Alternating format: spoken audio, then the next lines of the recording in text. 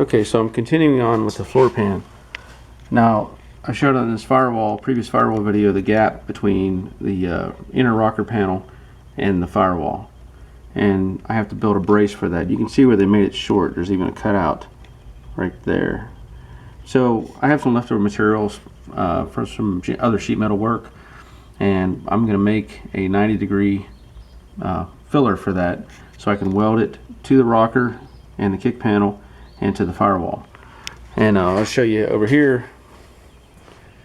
Here's a piece of that material, and I think it's just something left over from another floor pan. It might have been from the '68 Mustang.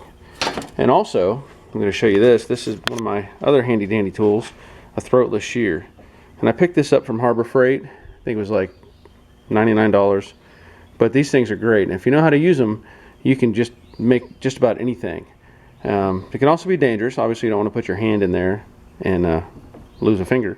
But I'm going to use that to cut it out and give me the basic shape I need to make the filler. Just wanted to show you something while I'm in process. This is the plate I'm using, and what I noticed is where the inner rocker is, basically you got a flange. It's an offset, and if you run straight up, you're going to end up with a gap. So what I'm going to do is make a double offset.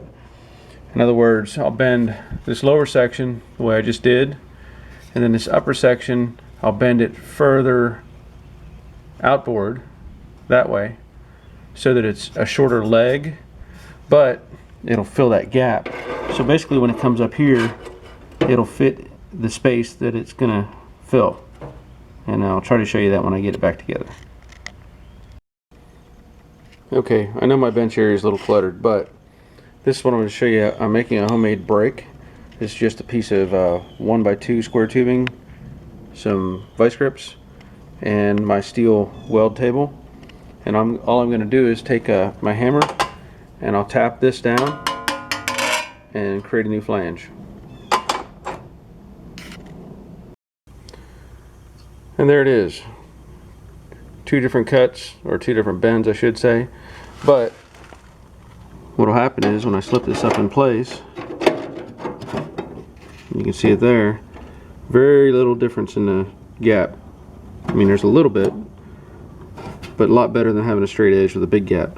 And what I'll end up doing is I'll take and drill some holes along here and along this outer edge and weld it in, get it in there, and that'll support this side. Then I'll seam seal it when it's all finished up. I'll do the same thing for the other side, and I'll take care of the firewall and the floor pan. Hope that helps.